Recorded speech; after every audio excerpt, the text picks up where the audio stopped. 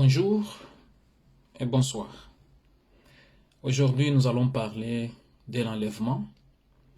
C'est un sujet que beaucoup de gens parlent ce moment de l'enlèvement, et il y a beaucoup de gens qui ont eu des révélations, il y a beaucoup de gens qui ont eu des visions. Dieu les a visités, il leur a montré ce qui doit venir. Moi aussi exactement, je l'ai vu. Mais pour que j'entre en profondeur, ça sera un peu très long. J'aimerais parler un peu de l'enlèvement parce que il y a un warning qu'on est en train de nous donner, que nous devons tirer attention parce que les jours du Seigneur est proche. Quand nous lisons dans la Bible, le livre d'Amos chapitre 5, les versets 16 à 18, là on nous parle du jour du Seigneur.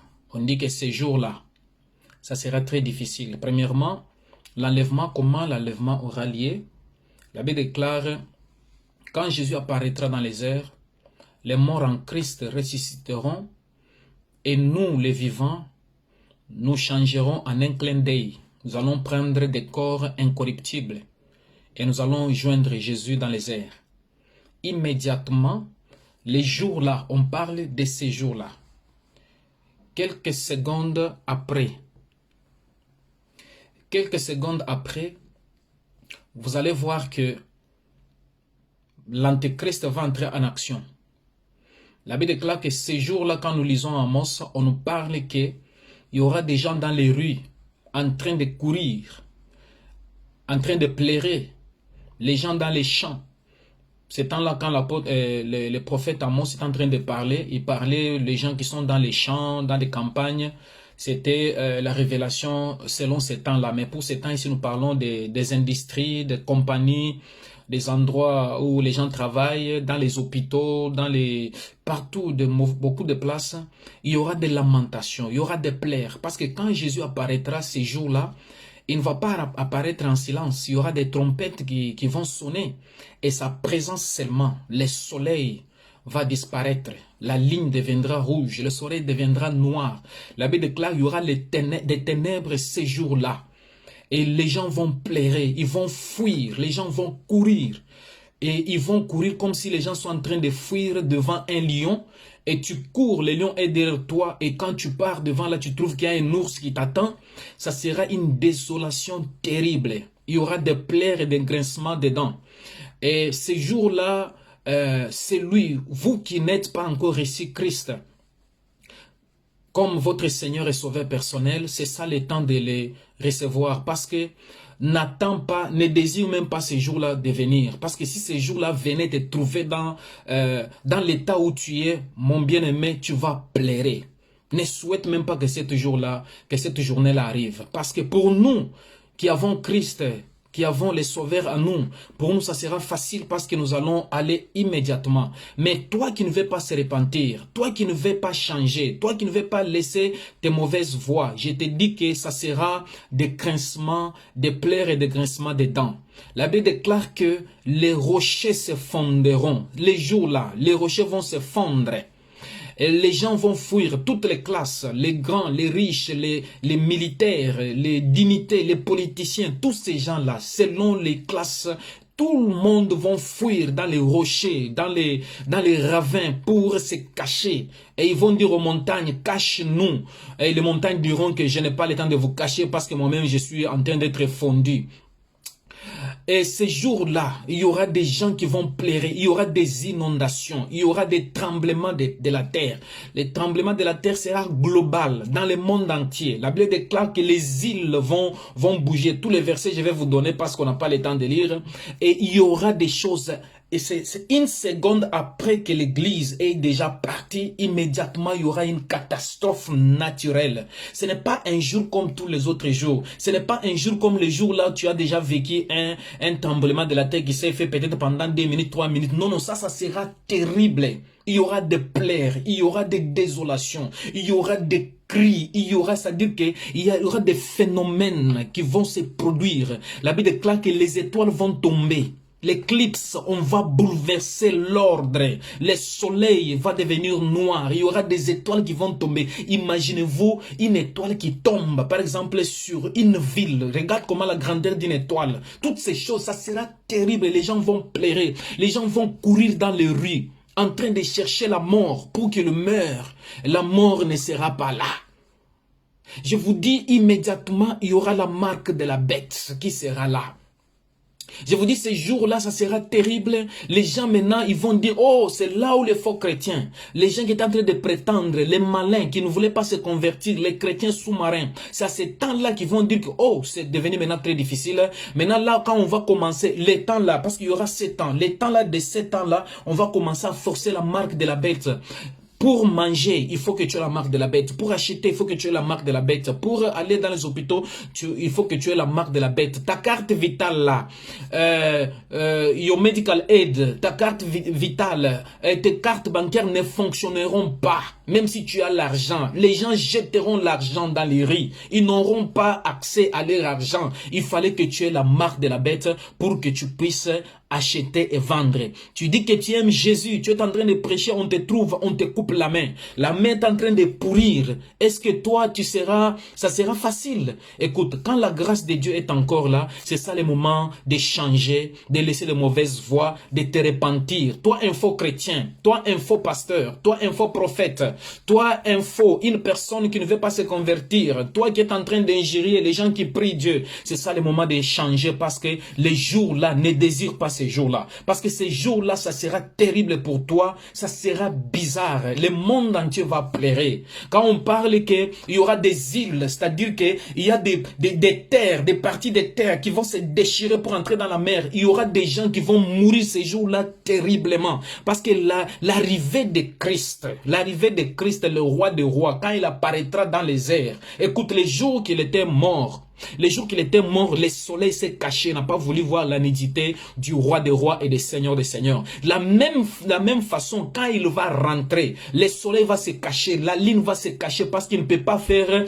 il ne peut pas faire la comparaison ou bien la comparaison avec celui qu'il avait créé. Ils vont se cacher, ils vont respecter le roi des rois. Il y aura une ténèbre. Seulement ceux-là qui vont monter, qui verront cette lumière-là. Mais les autres vont commencer à pleurer. Je vous dis, pendant ce moment-là, nous allons partir avec Christ. Il y aura au moins 7 ans. Les 7 ans que nous serons dans le ciel avec Christ, ici 7 ans, il y aura une tribulation terrible. Et les gens vont commencer à souffrir. Je vous dis que tous les gens qui vont rester, la Bible déclare que pendant ces 3 ans et demi là, les 3 ans et demi, il y aura au moins les 144 000 des enfants d'Israël, les 144 000 qui vont prêcher. Et ils vont prêcher, les 144 000, ce sont des gens qui se sont gardés, ne se sont pas suivis avec des femmes, ils sont sanctifiés. Les 144 000, ils vont prêcher. Ils vont prêcher, mais ça sera difficile. Je sais que le Saint-Esprit sera là, mais ça sera difficile pour que les gens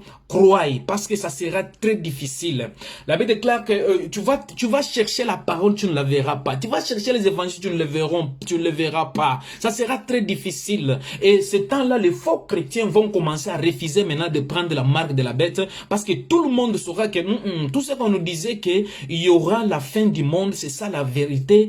Christ est parti. Maintenant, les gens vont maudire Dieu. Les unbelievers, les gens qui n'ont pas cru au Seigneur, les païens, ils vont maudire Dieu. Et imaginez-vous, quelqu'un qui vous a laissé, quelqu'un qui voulait vous prendre, qui vous pouvez vous donner, vous pouvez vous prendre dans son transport, par exemple dans son bus, il voulait vous prendre, mais il vous laisse, il ne vous a pas pris, il vous laisse dans la forêt où il y a des lions, où il y a des serpents, mais tu vas les maudire. Les gens vont maudire Dieu, les gens vont maudire Dieu, et ils vont parler beaucoup des choses. Et pendant ces 7 ans-là, la Bible déclare en Apocalypse chapitre 9 que ces temps-là, l'ange de l'abîme, il a vu un ange, Jean a vu un ange qui a sonné une trompette, on a ouvert la couvercle de l'abîme et immédiatement les sauterelles sont sortis. Les sauterelles là sont sortis, ils seront des carnivores, non les végétariens, les carnivores. Ils seront là seulement pour manger la chair des gens. Imaginez-vous les gens qui vont rester, ils seront mordis par des sauterelles. Ces sauterelles là, ils ont les dents comme des lions. Ils auront des couronnes en or, des dents comme des lions avec des cuirasses. Et après, ils ont une queue. À partir de leur queue, ils sont en train de piquer. Ils sont en train de manger les gens. Et il y aura des fléaux. Et ces fléaux-là, on parle encore des chevaux qui viennent. Ces chevaux-là, quand ils respiraient des soufres. Ils respiraient des soufres, ils respiraient le feu et ils respiraient du fumet. Et la Bible déclare que ces jours-là, ça sera très noir. Je vous dis, les temps de la tribulation, ça sera très difficile. Si tu n'as pas pu marcher avec les piétons, est-ce que tu vas courir avec les gens qui ont les chevaux? Ça sera très difficile. Si nous sommes les temps de la grâce, tu es en train de fouler la grâce du Seigneur aux pieds. Mais dis-moi, quand nous serons les temps où ça sera difficile, est-ce que tu vas tenir? Les temps où on te dit répands-toi, reçois Christ, l'évangile est gratuit. On te donne ça, tu ne veux pas écouter. On te prêche, tu ne veux pas écouter. Tu ne veux même pas lire ta Bible. Est-ce que les temps où ça sera très difficile, est-ce que toi tu vas croire? Ça sera très difficile. Ce n'est pas un moment à désirer dans la vie. Je vous dis immédiatement que c'est ça le moment où nous devons changer et recevoir Christ dans notre vie comme notre Seigneur et notre Sauveur personnel. Parce que ça sera difficile. Je vous dis que la Bible déclare que les riches, les pauvres, tous les gens là, il n'y aura pas de classe dire que non, moi je suis dans les big mansions, je suis là, je climatisé, tout le monde va fuir dans les cavernes, dans les ravins. Il y aura des ravins, il y aura des tremblements de la terre, il y aura des inondations, il y aura de l'eau. Ces jours-là, je parle vraiment du jour.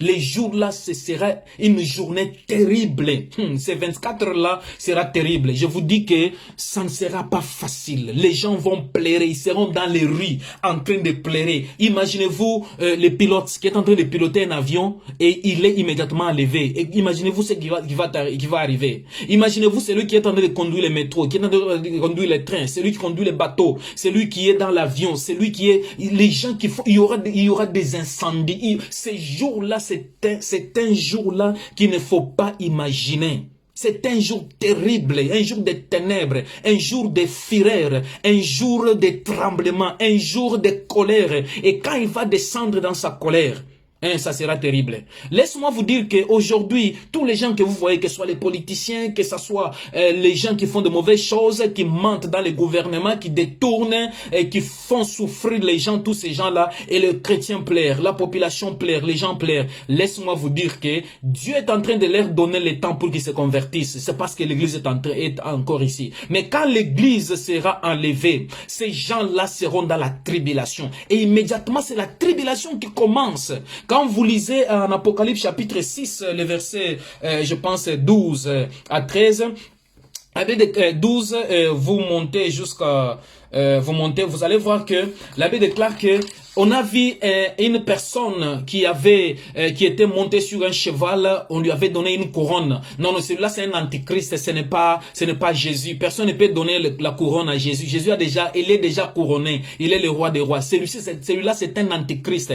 Et il sera là, les gens vont l'adorer, les gens vont l'admirer, il va faire des prodiges, mais ce n'est qu'un menteur. Parce que le diable, quand il donne une couronne à quelqu'un, c'est pour le mentir. Parce que lui-même, il n'a pas pu décevoir l'église. L'église l'a vaincu et ça sera difficile pour qu'il puisse vaincre le monde. Mais ce temps-là, ça sera très difficile. Les gens, les chrétiens qui vont rester les backsliders et peut-être les autres, ceux-là qui seront forts, ils accepteront de mourir pour ne pas prendre la marque de la bête et aussi seront enlevés. Mais ça sera difficile et les gens vont prendre la marque de la bête. Je vous dis, ça sera terrible. Et dans les 3 ans et demi là, après les 3 ans et demi, ça sera les deux témoins qui seront sur la place publique et qui vont commencer à prêcher. Ils vont prêcher. La Bible déclare, et les autres disent, bon, la Bible déclare Élie et Moïse et Élie. Mais les autres parlent que c'est Élie et Enoch. Bon, peu importe.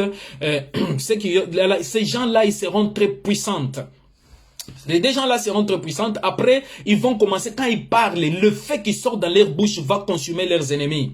Et ils peuvent arrêter la pluie même pendant 6 mois, 8 mois, ils vont arrêter la pluie. Ils feront des miracles, ils feront de grandes choses. Mais à la fin, vers la fin des troisième et des deuxième partie des 3 ans et demi, ils seront tués par l'Antichrist. Quand ils seront tués, les gens vont les regarder sur la place publique pendant 3 jours. Le 4e jour, ils vont partir. Là, nous sommes avec Christ dans les airs pendant 7 ans. Imaginez-vous, pendant 7 ans-là, peut-être, quand nous allons entrer dans les choses de Dieu, vous voyez, c'est comme si nous arrivons comme ça. Les gens se posent la question, nous allons faire quoi là-bas? Non, non. Quand nous arrivons là-bas, nous serons là-bas, c'est un lieu, c'est le lieu d'attente seulement. Nous serons là avec Christ. Peut-être pour nous, ça sera comme 1 minute. Parce que la Bible déclare que 1 minute, un jour devant Dieu, c'est comme 1000 ans devant le Seigneur. Et 1000 ans devant le Seigneur, c'est comme un jour. Là-bas, c'est comme si nous venons seulement au ciel, nous asseyons comme ça. Nous contemplons seulement 12 heures du temps au ciel. Et immédiatement, les 7000 ans est fini. Imagine-toi, tu peux entrer, tu peux rêver pendant la nuit. Tu dors, tu peux dormir comme ça quand tu es en train de siester. Pendant seulement 2 minutes, tu siestes 2 minutes. Tu vois beaucoup de choses que tu peux rencontrer pendant 1 heure du temps ou que tu avais dormi seulement 2 minutes. C'est pour te dire que ce qui se passe dans les spirituels est différent de ce que nous vivons maintenant. Parce que là-bas, les chronos de ce qui est là-bas est très différente de ce que nous vivons ici. Parce que ce sont des choses terribles. Mais celles-là qui vont vivre les 7 ans ici, voilà pourquoi la Bible déclare que ces jours-là seront réduits. Ça sera réduit parce que ça sera difficile, ces 7 ans. Et les 7 ans-là, bien-aimé, est-ce que toi tu vas réussir de t'échapper? Est-ce que tu seras parmi ceux-là qui vont passer les 7 ans-là pour entrer dans les milléniums? Je vous dis que ça ne sera pas facile. Les sauterelles là vont manger les gens. Ils vont piquer les gens. Il y aura des souffrances terribles. Il y aura des tremblements de la terre. Il y aura des choses bizarres qui vont se passer. Ça ne sera pas facile. Tu es malade, on te coupe la main. On te dit que si tu veux que tu nies Jésus, après on te donne les médicaments. Est-ce que tu seras très fort? La Bible déclare que quand tu marches avec les piétons, tu te fatigues. Mais qu'est-ce que tu feras quand tu vas courir avec les chevaux?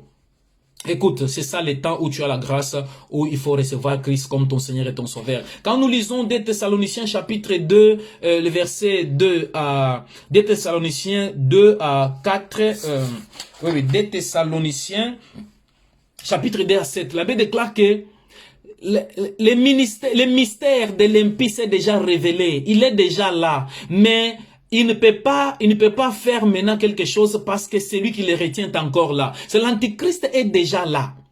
Vous allez voir, il y a beaucoup de choses qui se passent maintenant dans le monde qui sont des signes de la préparation de l'Antichrist. Qu'il est en train de mettre les choses sur place, des fondations sur place, pour que dès que les jours-là viennent, il a déjà établi, il a déjà mis ses fondations. Mais on dit qu'il est retardé parce que celui qui le retarde est encore là. Celui qui est encore là, c'est nous les chrétiens. Quand nous sommes encore là, voilà pourquoi Dieu tolère un peu d'autres gens. Mais quand nous serons partis, ça sera très difficile. Imagine mon frère, ma sœur.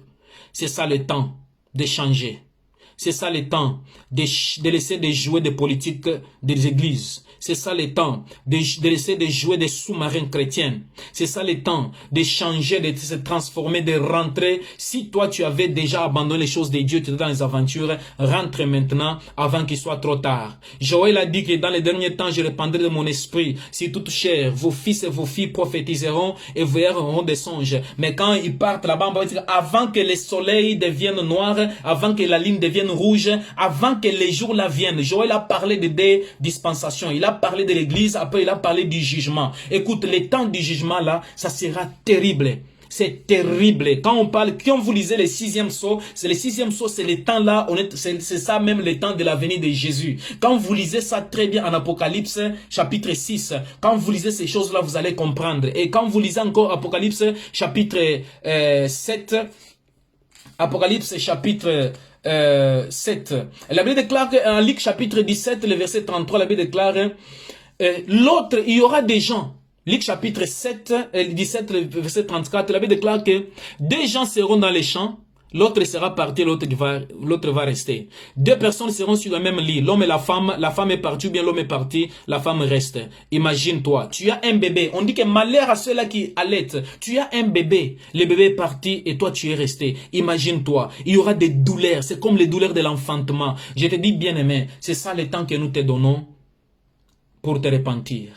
Change. Ce n'est pas un temps à désirer si toi tu n'es pas chrétien, un bon chrétien converti. ce n'est pas un bon jour. Voilà pourquoi le Seigneur est en train de retarder pour que tu changes, pour que tu te convertisses et que tu changes. Mais si tu ne veux pas changer, je te dis que toutes les prophéties se sont déjà accomplies. Le Seigneur est tout près de venir. Il peut venir maintenant, même là quand je suis en train de parler, après que tu écoutes ce message, immédiatement il vient. Voilà pourquoi je te demande à partager cette vidéo. Si toi tu as écouté et que ça t'a édifié, essaie de partager ça pour que ça édifie une autre personne. Christ revient bientôt. Est-ce que tu es déjà prêt? Arrange ta famille, arrange ta maison, arrange tes affaires, arrange ta façon de voir les choses, change ta manière de parler, sois une personne de la prière. La Bible déclare prier et veiller. Change. Et tu vas me demander maintenant la question, qu'est-ce que je vais faire pour échapper à cette colère-là? Écoute, la grâce du Seigneur n'est pas une faveur qu'on t'a donnée pour pécher. La grâce du Seigneur, c'est une méthode qu'on t'a donnée pour te repentir et changer.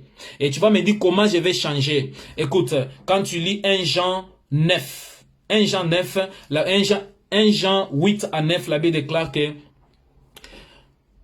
nous mentons. Je vais terminer avec ça. 1 Jean 9, 1 Jean 9, 1